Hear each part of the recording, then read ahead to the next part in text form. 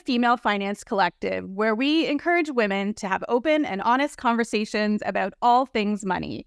So in this episode, we're actually having our first guest, and Wendy Verwey. She is going to share all about her financial journey and what got her started to get herself serious about her money.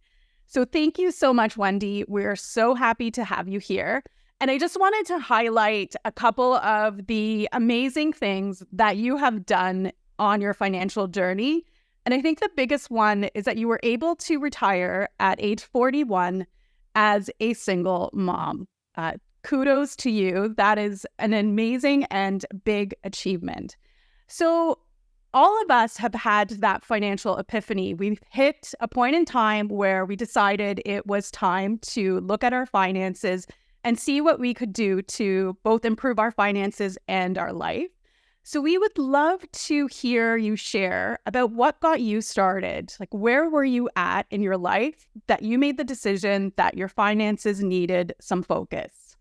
Yeah, absolutely. Well, thank you so much for having me. I'm honored to be your first guest. That's very exciting.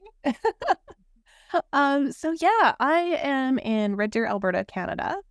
And about 6 or 7 years ago now, I had what I called my country song year, where kind of everything fell apart. It was the sad kind of country song.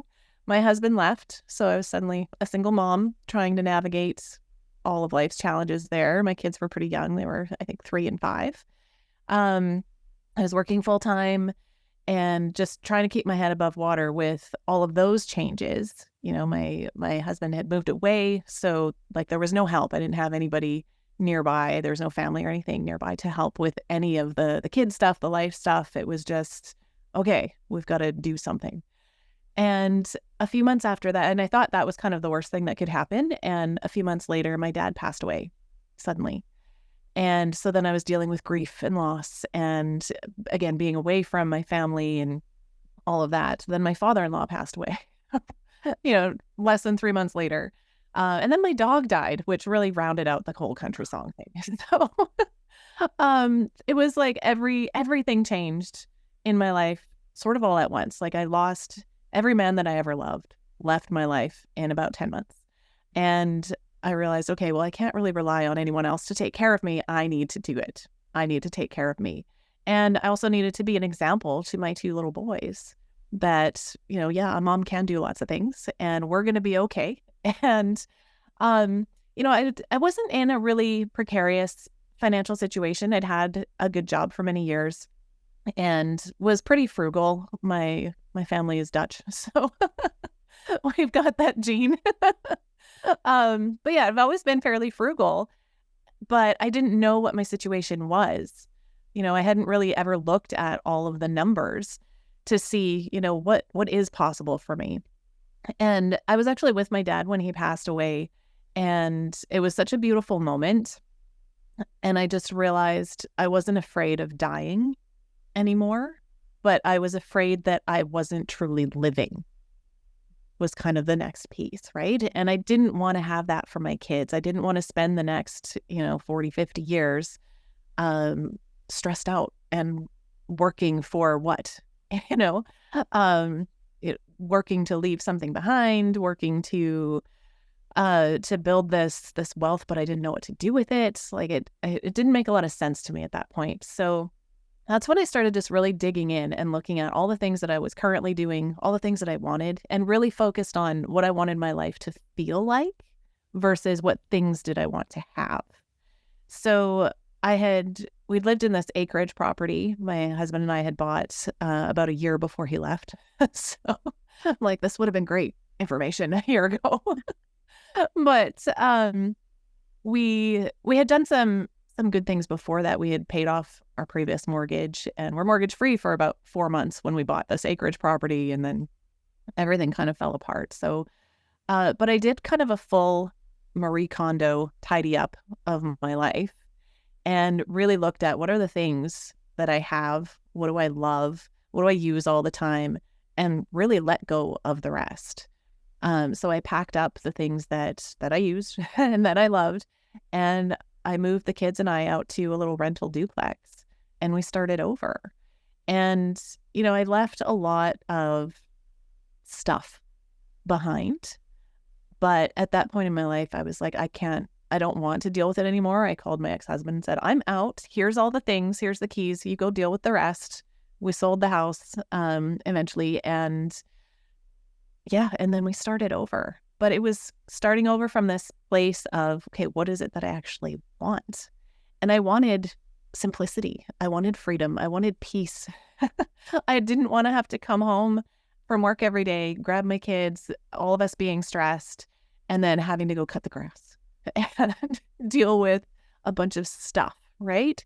So yeah, we just kind of started over. And at the same time, I really looked at my financial picture. I started working with a money coach, and she helped me kind of sort out, what do I have?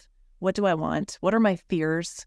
And how can we put all of that into black and white numbers on paper and make some changes? And, I was very lucky in that I didn't have to make a whole ton of changes.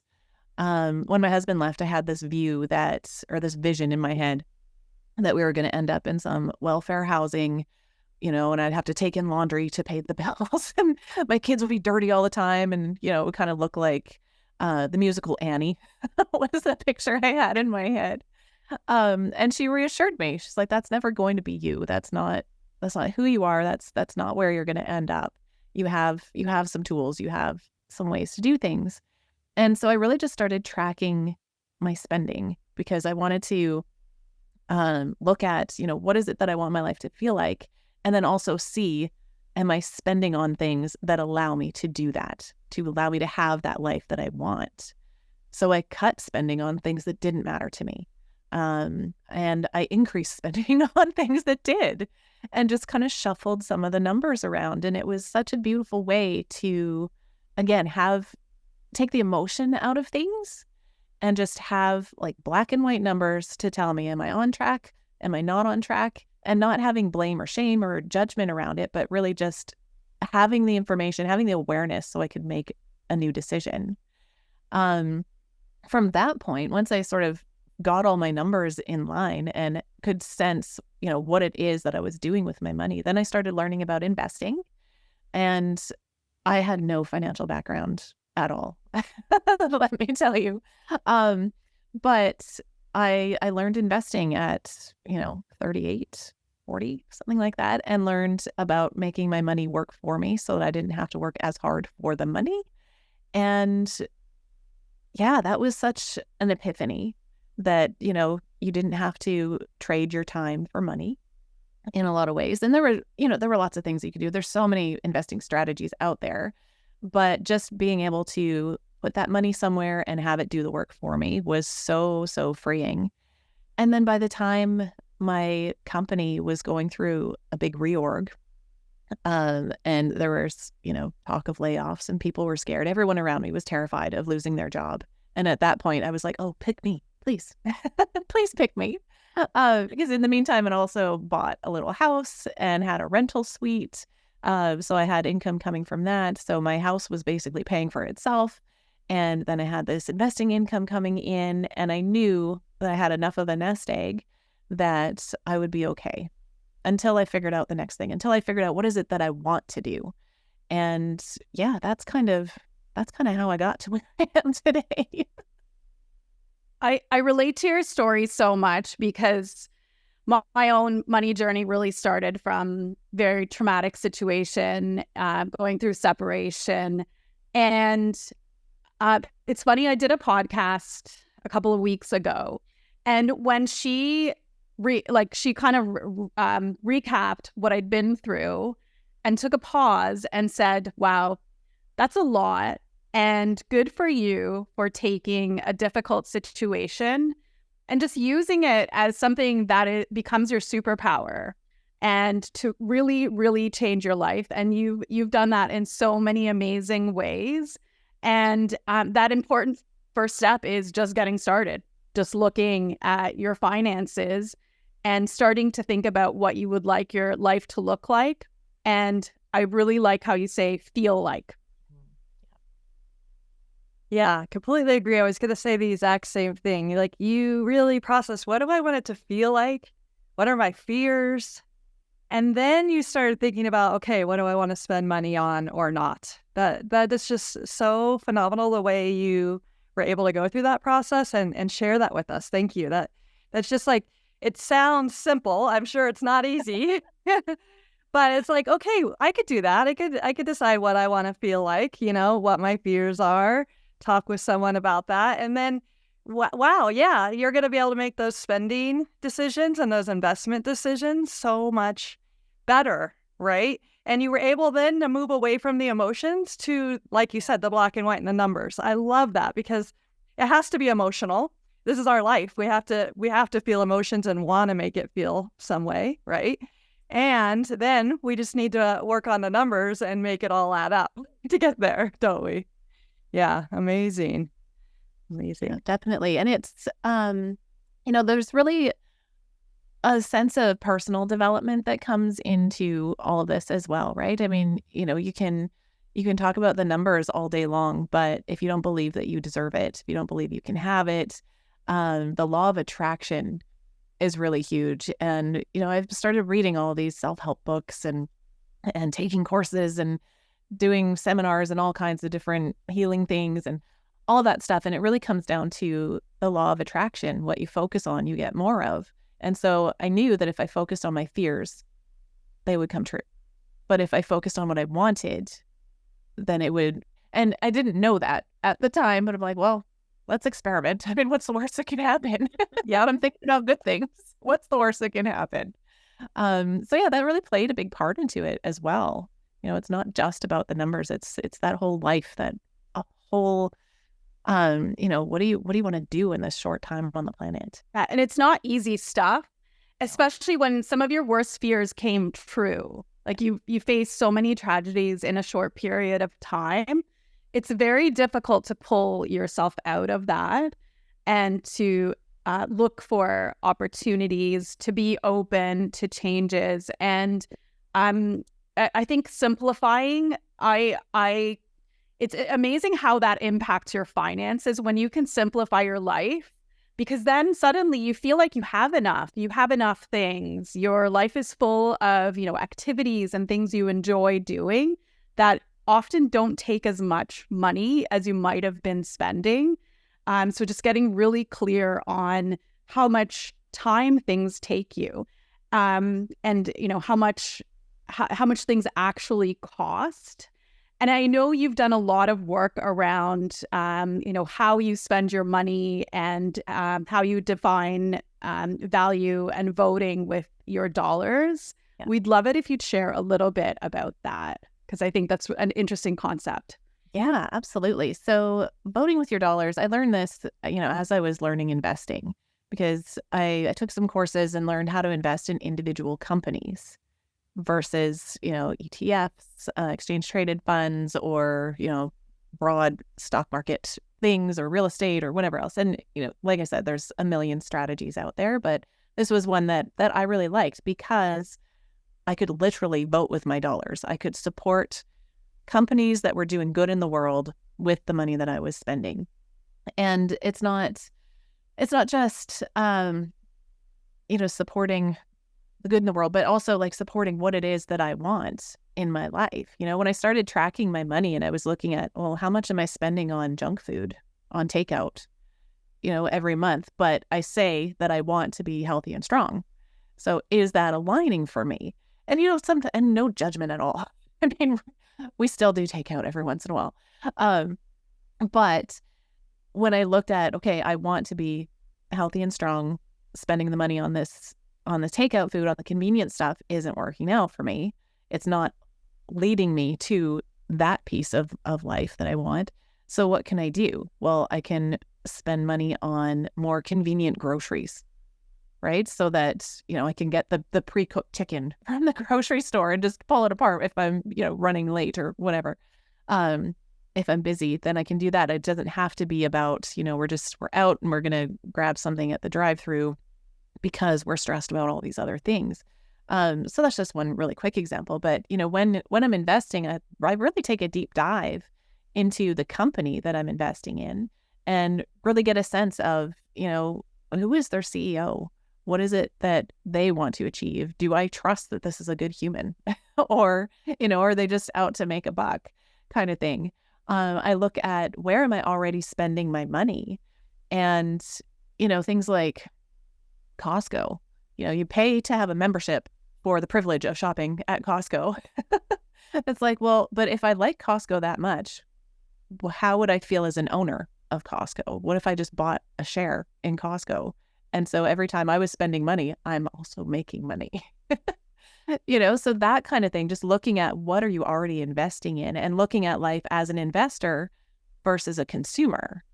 I have a masterclass on my website. It's called Vote with Your Dollars, and, has talks about all of this stuff. And we look at, just open up your pantry and look at the products that you're buying, and do these products align with what you want to see in the world, what you want to feel in your life.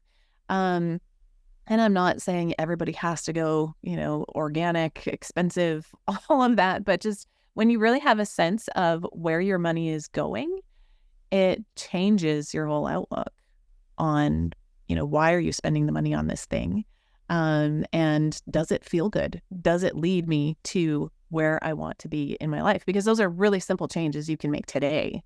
You don't need $1 million in the bank in order to sort of live that authentically. Right.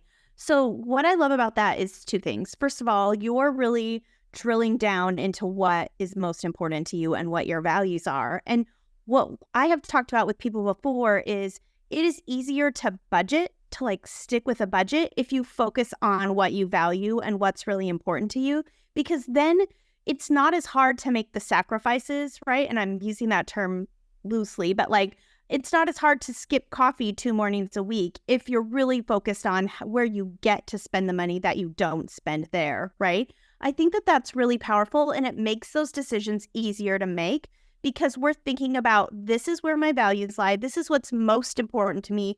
These are the things I'm passionate about. And so I like how you're using the terms vote with your dollars, and you can also translate that same thing to your like everyday budget, right? You can kind of vote where your dollars go based on the things that you value the most, whether it's time with your kids or time with your family or, whatever it is. So I think that if we really start to think about that just as a big life picture, it makes a lot of decisions easier, particularly when it comes to finances. Yeah, 100%. And I talk to my kids about this. Like, they're very well versed in, we don't get takeout all the time just because we want it, right? So this past weekend, I took my oldest son and we rented an Airbnb in Calgary, and I took him to Comic-Con. And we spent the whole day, and, we had just such a great day. We got to walk around the city. He's never really spent much time in a city just for the sake of being in a city. It's always been, we're going to go to the zoo, or we're going to go to an attraction or a thing and then come home. But he wanted that experience. And so we did that. We saved up, I guess, and just knew that we could have that weekend where we could do those things and make those memories, because he's going to remember that weekend a lot more than, oh yeah, we got McDonald's 3 days ago. Sure. Right. And so we talk about when we have those experiences, then I can tell them, this is why we don't do all the little stuff along the way. When I say no to those things, it's so that we can do these bigger things sometimes, and what feels better to you and stuff. So we can have those conversations. So I'm hoping it sticks. They're 10 and 13, but I hope that kind of lesson really sticks for them.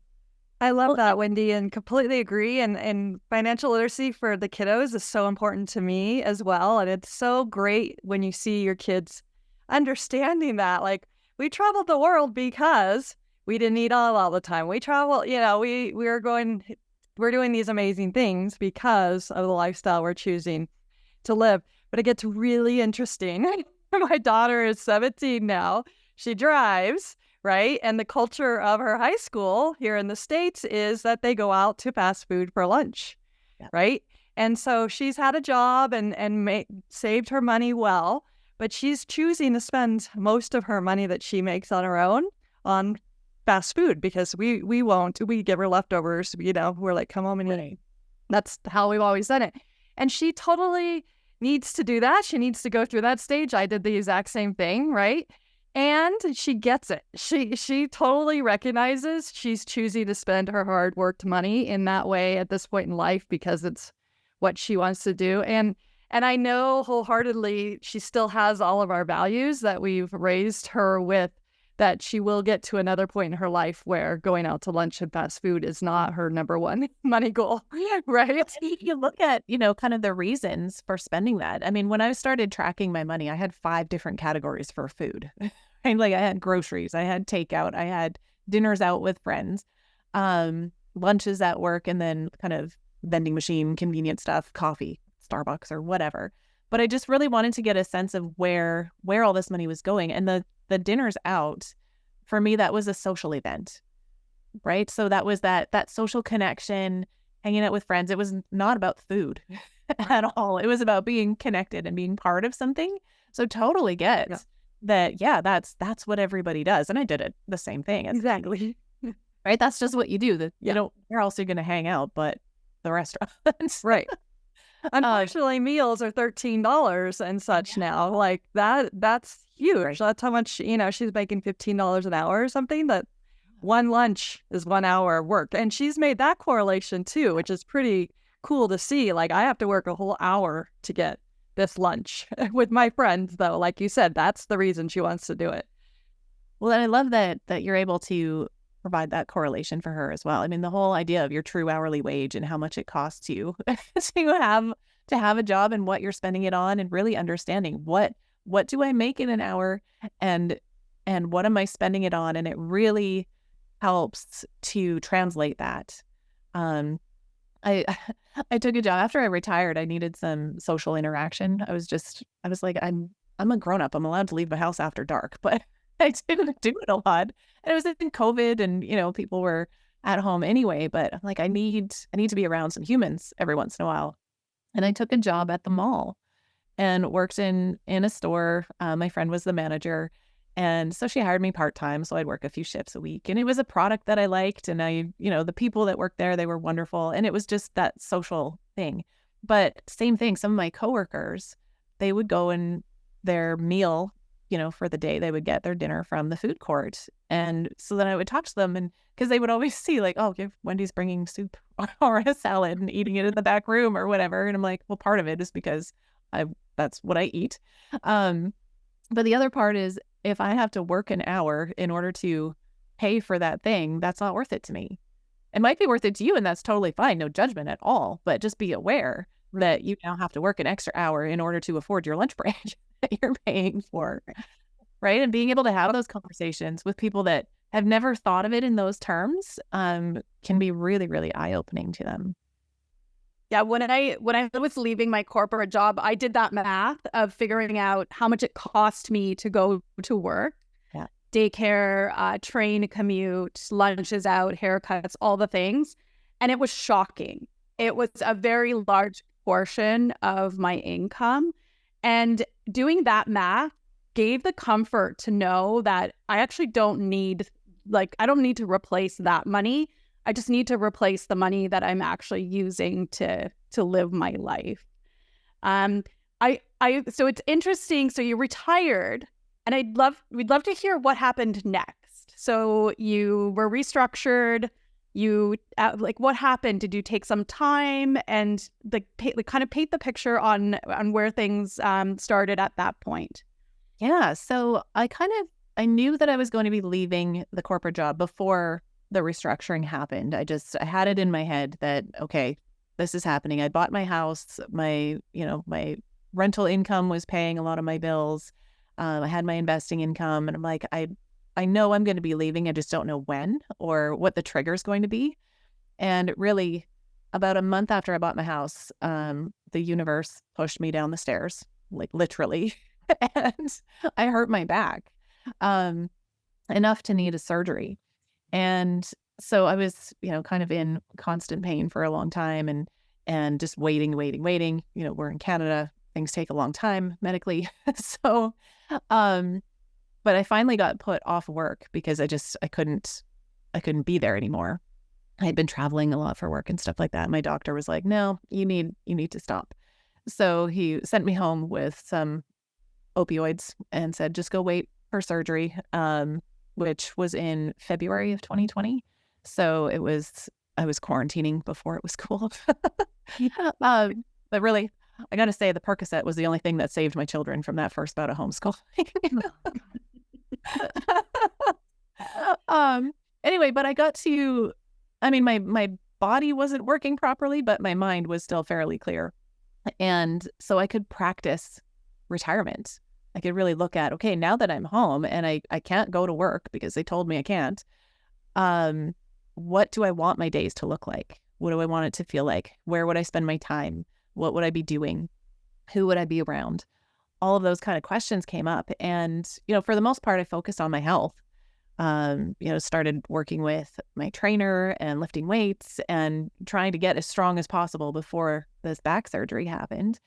And that's where I started, was really just focusing on my health, de-stressing, deconditioning from the need to be somewhere from 9 to 5 and, show that I was productive today, all of that kind of stuff. And then I started just playing for a while. But then I had people asking me how I did it. My friends would see that I was going kayaking at 10:30 on a Tuesday. And they're like, how are you doing this? Like, the rest of us are slaving away. And so then I started teaching them. And, they were asking about, managing money and tracking money, and how do you decide what is worth spending on? How do you vote with your dollars? All of that. And so I started teaching them and, created some online products. I've got an online course and a couple of online courses and some just different materials about my true hourly wage calculator is on my website. So if you're brave like Mary Lee and want to actually look at how much does it cost you to have this job, I've got a really simple calculator on the website as well. But so I started building some of those things and just, coaching people. And I sort of fell accidentally into entrepreneurship. I didn't plan on it, but but it just sort of happened, right? And when you retire, and I use the definition retire, or the word retire, kind of loosely, because everybody has their own definition for what retirement looks like. And it used to be, well, you're 65 and you're collecting pension and all of that kind of stuff. But for me, I was never going to be just sitting on the couch or going to the golf course or, playing with grandkids. That was never going to be my retirement. We're always useful. We're always learning something. We're always doing something. And the idea of not having to go to a job and report to somebody else really just gave me the freedom to look at, what is it that I want to do? What is it that I'm good at? What are people asking me for? And how can I help them? How can I use my gifts in this world to help other people, to help myself, to, build up my family, all of that. So yeah, I really kind of fell into entrepreneurship. And then as I was going through that, I, got sucked into, there's so many online courses on all kinds of different things. And I got sucked into a lot of sort of sales tactics and things like that that I didn't really relate to. So, I spend a lot of money. I spend a lot of time trying to figure out, who is it that I am? What is it that I want to do? And I realized when I was spending a ton of time making, social media posts on all this software so that they look pretty, so that I can put them out there so that, people can find me. And I'm like, I hate doing that. But what I really love doing is having conversations. And so I started a podcast so that I could have these conversations. So Sybil and Mary Lee, they've both been on my podcast before. Jen will have to get you in there. But it's one of those things that just lights me up. I love having conversations, and then it becomes something that I love that also translates into all the rest of it, because now I have a team that takes this long form content and puts it on social media so that I don't have to, because that's not my sweet spot. Right. And when you get to that place of freedom where you can really focus on the things that you're great at, the things that light you up, the things that you love, there's always somebody else that can do the rest of it, because that's their gift. So let them. let them do those things. So yeah, my podcast's been around for a year, just over a year now. It's called Fire Yourself First. So FIRE is the acronym for Financial Independence, Retire Early. And it's really about using what you already know, what you have, what you love, what you do to create freedom in your life, in, financial or otherwise, because, it's not just about the numbers. That's really. No, that's so true. When I started, I have also done the FIRE movement for a while. So trying to build up my investments to support me to retire early, which is why I've left my corporate job and have my own business. But the byproduct that I didn't realize is how much freer you feel in the other parts of your life, and how you can make healthier decisions around your health, your relationships, and just the time freedom, the ability to travel, to be there for your kids in a way that you might not be able to do in a full-time job with a long commute and all those things that come with it. So I truly love the messaging of like that freedom and just simplifying life, because you actually feel so much more connected to your life when the things are simple and fit with your values. So just a really amazing share today. Thank you, Wendy. Oh, you're so welcome. Yeah, and it's amazing. It's work that it's the option to choose work that doesn't feel like work.